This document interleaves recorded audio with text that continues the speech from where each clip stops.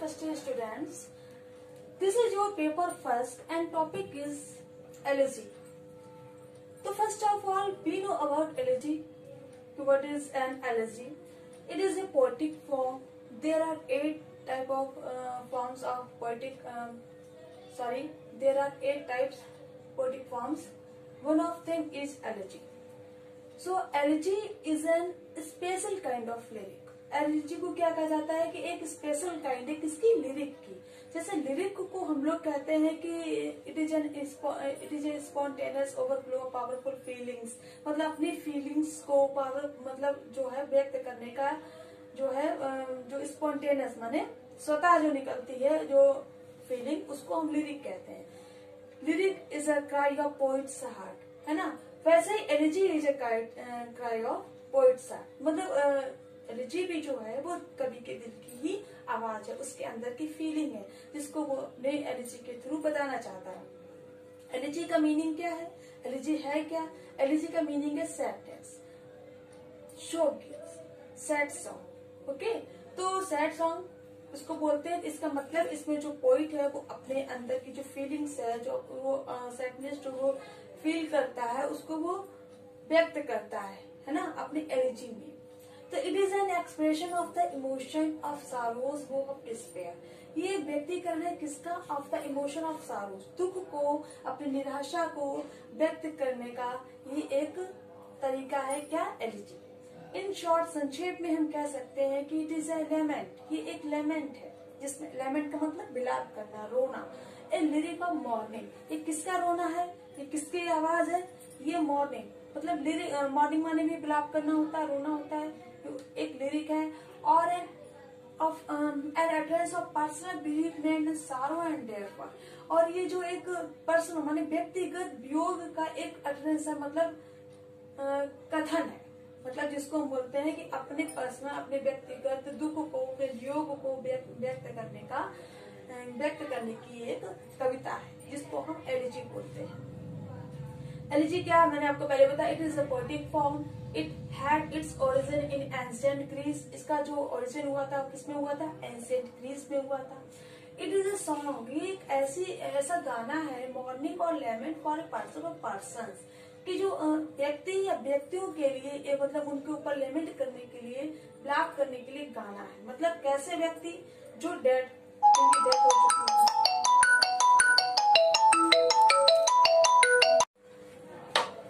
Any poem which is the expression of the grief, it is a song, mourning or lament for a person or persons.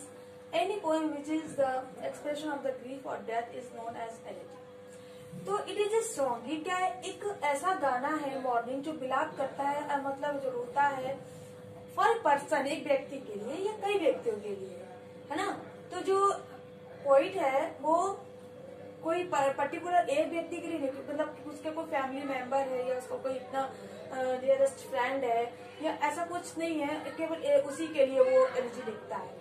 Elegy जो है वो कई लोगों के लिए भी लिखता है, जैसे कि वो अपने कंट्री के लिए, अपने सोसाइटी के लिए, अपने जो भी ग्रुप है, मतलब कोई भी ले सकता है, गांव वालों के लिए, तो वो किसी के लिए भी लेमेंट के ऊपर सॉन्ग लिख सकता है। मतलब वो अपनी फीलिंग, अगर उसको उनके प्रति कोई फीलिंग्स, कोई इमोशंस है जिससे वो व्यक्त करना चाहता है, तो अपनी एलिजी के थ्रू व्यक्त करता है। ठीक है, जैसे कि हमने पीवी शैली की एक पोएम है एडोनिस करके, उन्होंने एडोनिस जो है वो जॉन कीट्स जो उनके फ्रेंड रहे हैं उनकी डेथ के ऊपर लिखा। मतलब उनकी जब डेथ हो गई थी वो इतना ज्यादा उन्होंने दुख महसूस किया तो उन्होंने उसको लिख कर व्यक्त किया, एडोनिस को। ठीक है, ADNOIS। ये एक एलिजी है जो आपके MA, जब आप MA में अगर इंग्लिश लेंगे तो उसमें है सिलेबस में। ठीक है, तो उसमें पीवी शैली ने क्या कि पर्टिकुलर एक व्यक्ति बदल उनका फ्रेंड था, उसके ऊपर उन्होंने एलिजी लिखी। ठीक है, वो तो एक पर्सन हो गया, लेकिन आपके सिलेबस में जो है थॉमस क्रे की poem elegy written in country churchyard, तो उसमें क्या है, उसमें एक व्यक्ति के ऊपर नहीं एलिजी लिखी गई, किसके ऊपर लिखी गई, कई लोग हैं। उसमें एक कंट्री है, कंट्री का मतलब देश नहीं है, कंट्री का मतलब वो देहात से है, गांव से है, जहाँ पे वो कब्रिस्तान के पास बैठे हुए हैं और वहाँ पे जितनी भी डेड बॉडीज पड़ी हुई हैं उनके ऊपर वो मतलब दुख व्यक्त कर रहे हैं। वो ये बताना चाह रहे हैं कि ये जो गांव के लोग हैं वो वैसे ही होते हैं जैसे शहर के सिटी के लोग होते हैं, लेकिन सिटी के लोगों के अंदर अगर कोई प्रतिभा होती है तो वो उभर के आती है, सबके सामने होती है। अगर जैसे उसको गाने की कला है तो लोग जानते हैं, उसका नाम लेते हैं, वो पैसा कमाता है उस चीज से, है ना। लेकिन गांव के लोगों में भी यह प्रतिभा होती है, गाना गाने की, डांस की, या कोई भी चीज में आगे बढ़ने की, कला में, नृत्य में, किसी भी चीज में, तो वो अपनी प्रतिभा को वही मतलब क्या करते हैं, सुबह से उठे अपना वो मतलब खेती करने गए, उसके बाद शाम हुई घर आए, अपना खाए सो गए। मतलब उनका जो है अपना कोई और उनकी कोई दुनिया नहीं होती, वो कहीं कुछ नहीं कर पाते हैं और वो वहीं पे जन्म लेते हैं, वहीं पर उसी भूमि पर मर जाते हैं, उनके बारे में कोई कुछ नहीं जान पाता। ठीक है, तो उसके बारे में उन्होंने उन सब लोगों के बारे में उसने पोइट ने, थॉमस ग्रे ने लिखा है, एलिजी। ठीक है, तो वो क्या है, पर्सस मतलब पूरे का मतलब कोई पर्टिकुलर उसका कोई अपना रिलेटिव या कोई फ्रेंड नहीं था, उसने सबके ऊपर लिखा था। ठीक है, उसी प्रकार से एलिजी होती है जो सिर्फ किसी की डेथ के ऊपर या कोई ग्रीफ है जो दुख व्यक्त कर रहा है पोइट, तो उसको हम एलिजी बोलते हैं। Any poem which is the expression of the grief और death is known an elegy. कोई भी कविता होती है जो जिसमें दुख व्यक्त होता है, चाहे वो किसी के मरने के ऊपर चाहे जिसके ऊपर हो, लेकिन उसको हम एलिजी के नाम से जानते हैं। इन इंग्लिश पोइट्री में it appeared as a lament for the dead. English poetry में हमने इसको किस नाम से जाना है, कैसे जाना है कि ये मतलब मरे हुए व्यक्तियों के ऊपर लिखी जाती है, गाई जाती है, ब्लास्ट किया जाता है, उसको हम एलिजी बोलते हैं। No rules are used for elegy. कोई भी जो रूल है वो एलिजी पे नहीं फॉलो होता है, मतलब एलिजी लिखने के लिए कोई रूल्स नहीं है। जैसे कि सोनेट मैंने आप लोगों को पढ़ाया था, तो सोनेट में क्या होता है कि 14 लाइंस की पोएम होती है, वो लिमिटेशन मतलब उसकी लिमिटेड एक लाइंस होती है, लेकिन इसमें ऐसी कोई नहीं है कि इतनी मतलब 14 लाइंस का है कि 20 लाइंस का है कि 30 लाइंस का है। इसमें अनलिमिटेड लाइंस में पोइट लिख सकता है, किसी भी लैंग्वेज को प्रयोग कर सकता है ना। तो इसमें कोई रूल्स नहीं है, कोई रैमिंग स्कीम नहीं है। तो इसकी थीम कैसी है, the theme is required to be mournful. इसकी थीम कैसी होती है, इसकी रिक्वायर करती है मोर्नफुल, मतलब इसको जब हम पढ़ते हैं, इसकी सब्जेक्ट मैटर इसका देखते हैं, तो उसको भी क्या फील होता है, सारो, दुख, है ना। तो कैसी भरी हुई होती है, ये सैडनेस से भरी होती है, इसमें दुखपन होता है। तो इसकी थीम में क्या, क्योंकि जब वो किसी की डेथ के ऊपर लिखा गया है तो हम लोग हैप्पी तो फील करेंगे नहीं, हैप्पीनेस, तो हम लोग क्या फील करेंगे, सिर्फ दुखी महसूस करेंगे, तो वो मोर्नफुल होती है। In the current literary profess and elegy के जो करंट लिटरेरी प्रोफेशन है, इन इट्स सिंपलेस्ट फॉर्म, सबसे सिंपल फॉर्म में अगर कोई है तो वो है its a short lyric of poet's mourning और लेमेंट और expression of sorrow over the death of some dear one. कि एक ऐसी शॉर्ट लिरिक है जो क्या व्यक्त करती है, कवि के मतलब जो है विलाप अथवा लेमेंट को और उसके व्यक्तिकरण को, किसके दुख को व्यक्त करेंगे, over the death of some dear one, किसके ऊपर, ऑफ सारो मतलब दुख का, ओवर द डेथ मतलब कोई भी जो उसका अपना डियरेस्ट है या कोई भी है, अगर उसकी डेथ हो गई तो उसके ऊपर लेमेंट एक्सप्रेस करता है। It is often taken the shape of a memorial in which the poet has paid a tribute to a great person. It is often, ये हमेशा कैसे लिया जाता है, the shape of a memorial मतलब यादगार, मतलब इसमें यादें होती हैं, मतलब पोइट जो है वो अपनी याद में से, जैसे साल भर पहले की बात है या 20 साल पहले की बात है, वो किसी भी मतलब जैसे अपने फ्रेंड है उसका बचपन में उसकी डेथ हो गई तो वो उसको याद कर रहा है ना, तो वो क्या हो गया, तो उसकी मेमोरी में था तो वो उसके ऊपर एकदम से दुख व्यक्त करने लगता है, तो किसी एलिजी लिखकर, तो वो भी है। The poet has paid to tribute a great person. तो इस प्रकार से कभी क्या करता है, उसको श्रद्धांजलि पे करता है, मतलब ट्रिब्यूट करता है। तो वो एक ग्रेट पर्सन भी हो सकता है, जैसे टीवी चैनल जॉन कीट्स को, जॉन कीट्स कहता था ग्रेट पर्सन था, उसने उसको लिख कर क्या किया है, श्रद्धांजलि उस पर पेश करी। Sometimes कभी कभी the elegy has been used as medium of expression. कभी कभी क्या होता है, जो एलिजी है वो यूज की जाती है कैसे, as a medium of expression, माने व्यक्तिकरण का एक माध्यम है, अपने दुख को व्यक्त करने का माध्यम है क्या, elegy. Feelings of a whole race, community और ह्यूमैनिटी।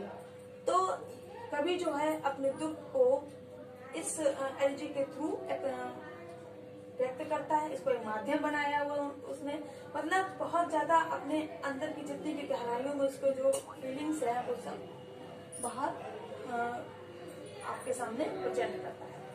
इन एंशिएंट ग्रीस, प्राचीन ग्रीस में elegy covered a wide range of subject. Elegy ने जो है बहुत बड़ी रेंज पे, बहुत बड़े उस पे बहुत सारे विषयों के ऊपर लिखा हुआ है। बोथ ग्रेव एंड गे, मतलब जो कब्र हैं, जो मरे हुए लोग हैं, उनके ऊपर, उनके विषय के ऊपर जैसे बहुत बड़ी रेंज में एलिजीज लिखे हैं एंशिएंट ग्रीस में, प्राचीन जब इसका एलिजियन था। इट कवर्ड वार सॉन्ग्स, इस में क्या हुआ था, कवर हुए थे वार सॉन्ग्स। वार सॉन्ग माने युद्ध के गाने, मतलब युद्ध जब फर्स्ट वर्ल्ड वार हुआ था, सेकेंड वर्ल्ड वार हुआ था, है ना, तो जब उस समय अगर फर्स्ट वर्ल्ड वार में अगर थॉमस करे थे, उन्होंने इसके ऊपर सॉन्ग्स लिखे। भाई वार में क्या होता है, सब कई लोग मरते हैं, है ना, कई लोग बहुत ज्यादा मतलब चोटें बहुत लगती हैं, तो उनसे क्या होता है, उनके घर वाले को बहुत से ऐसे होते हैं चिराग बुझ जाते हैं, तो उनके ऊपर दुख व्यक्त करते हैं, तो वो होता है वॉर सॉन्ग्स। ठीक है, तो वो वॉर सॉन्ग्स पे उन्होंने लिखे हैं। लव सॉन्ग्स, लव सॉन्ग्स का मतलब वाले लव नहीं, मतलब अगर लव में किसी ने धोखा खाया है या उनकी कोई गर्लफ्रेंड है जिसकी डेथ हो गई है, तो वो लव सॉन्ग्स हो गए। पॉलिटिकल वर्सेस राजनीतिक and lamentation for the dead, और जो लेमेंटेशन होता है, विलाप होता है किसके लिए, डेड बॉडीज के लिए। Originally it was a poem of lamentation set to music. मुख्य रूप से इट वाज ए पोएम एक ऐसी कविता होती है विलाप की कि जो जिसमें म्यूजिक सेट किया होता है ना, जिसमें जो है स्लो स्लो म्यूजिक सा बजता है, जिसमें से ये महसूस होता है कि हाँ कोई दुख है। जैसे आप लोग जब मूवी या सीरियल्स वगैरह देखते हैं तो क्या देखते हैं, जहाँ हर टाइप का अलग अलग का म्यूजिक होता है ना, रो रहे हैं तो भी म्यूजिक बजता है, तो वो रोने वाला म्यूजिक होता है, गा रहे हैं तो गाने वाला होता है, हंस रहे हैं तो खुशी का माहौल है तो वो वाला म्यूजिक होता है, सबका अलग अलग म्यूजिक है। वैसे सैड है इसमें भी। The theme of elegy becomes a wonderful mixture of lament. जो एलिजी की थीम होती है, कहानी होती है, वो कैसी है, वंडरफुल मिक्सचर, एक वंडरफुल मिक्सचर होता है किसका, लेमेंट का और मेलंकली का। मेलंकली माने दुख, इसके माने भी खिन्नता, वही, और उसका जो रोने का, विलाप करने का जो मिक्सचर है उसका होता है इसमें एलिजी। देयर आर लेमेंट्स, इसमें कौन कौन से लेमेंट्स होते हैं, ओवर प्लेसेस, जगहों के ऊपर होते हैं, ओवर लॉस्ट लव, किसी का प्यार खो गया है, ओवर द पास्ट या भूतकाल की बातें, ओवर एन इंडिविजुअल मिजरी, या किसी इंडिविजुअल माने व्यक्तिगत कष्ट, या किसी चीज में किसी ने फेलियर मतलब असफलता के बारे में। ओवर डिपार्टेड पेट एनिमल्स, मतलब पेट एनिमल्स के भी डिपार्चर में एलिजी लिखी जाती है। जैसे कि पेट एनिमल्स होते हैं तो क्या होता है, हमें उनसे भी उतना ही प्रेम हो जाता है जितना एक फैमिली मेंबर से होता है। आजकल तो बहुत फैशन सा हो गया है सबको पेट एनिमल रखने का, तो उनसे लोगों को अगर ह्यूमन बींग्स नहीं होते हैं तो क्या करते हैं, एनिमल्स को ही रखते हैं और उनको पालते हैं और उन्हीं से उनको प्यार, उनको भी उनसे प्यार हो जाता है। तो पेट एनिमल्स भी जब डेथ होती है तो उससे भी जो लोग होते हैं उनको भी उतना ही दुख होता है जैसे किसी एक इंसान के मरने से होता है। तो उस पर भी पोएट जो है एलिजी लिखता है। तो ये उस समय की बात है जब क्या कहते हैं एंशिएंट ग्रीस में, और ये इसकी जो एलिजी की थीम है वो कोई भी हो सकती है। Places, over lost love, over the past, over an individual misery और फेल्यूर, और departed on pet animals. So this is the introduction and definition of elegy and also the characteristics of elegy। और इतनी मतलब मैंने जो बहुत short में लिखा हुआ है आप लोग उसको नोट कर लीजिए।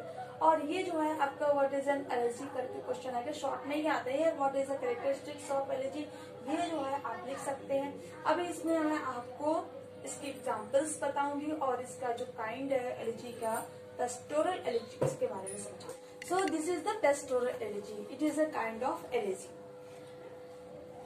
It means it originated in Greece. ये जो elegy है pastoral elegy, इसका origin कहाँ पर हुआ, ग्रीस में। The word pastoral comes from the Greek word pastor, which means to graze. जो word ये pastoral है, ये कहाँ से लिया गया है, कहाँ से आया है, ग्रीक वर्ड। जो ग्रीक वर्ड क्या था, pastor था, और जिसका मीन्स है to graze, माने चरना, घास चरना। इसका अर्थ है घास चरना। The Renaissance brought it into favor a conventional type, the pastoral elegy। Renaissance period था जो एलिजाबेथन पीरियड, तो उसमें उस युग में इसको किस फेवर में लिया गया, एक कन्वेंशनल टाइप मानी परंपरागत तरीके से इसको इसके पक्ष में लिया गया। जो कहा गया क्या, the pastoral elegy, in which in the guides of a shepherd, इसमें in the guides of a shepherd, shepherd के बेस पे, शेफर्ड कौन होते हैं, गडरिये होते हैं जो अपने जानवरों को ले जाते हैं घास चराने के लिए, ठीक है। And in A pastoral setting, और वो जो पोएट्री होती है, जो पेस्टोरल एलिजी होती है, उसमें क्या सेटिंग होती है, पेस्टोरल होती है। मतलब जैसे गडरिया है, जो शेफर्ड है, वो क्या है, अपने जानवर को घास चरवा रहा है। The poet mourns for a companion, और इसमें जो पोइट है वो अपने साथी के लिए रोता है।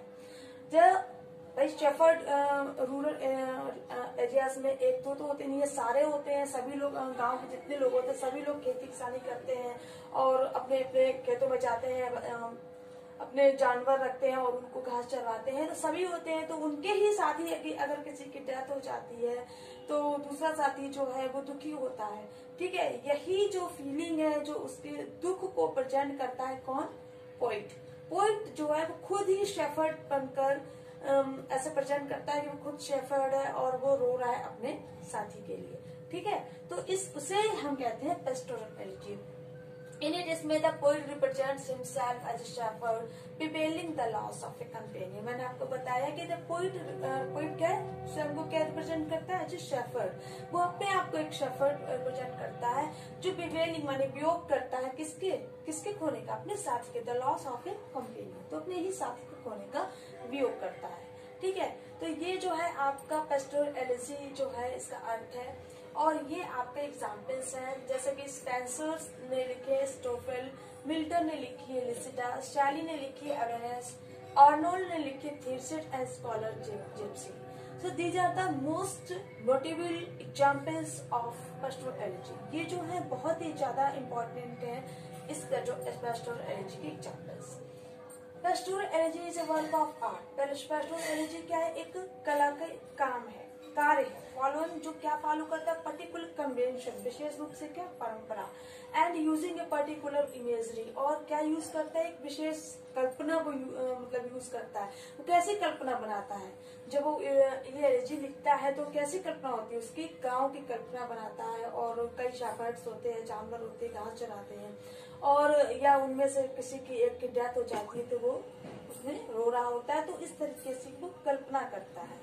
ड्रॉन फ्रॉम रूरल लाइफ, जो रूरल लाइफ को ड्रॉ करते हैं, एंड रूरल सीनरी, और वही गांव का एक सीन को जो दिखाते हैं।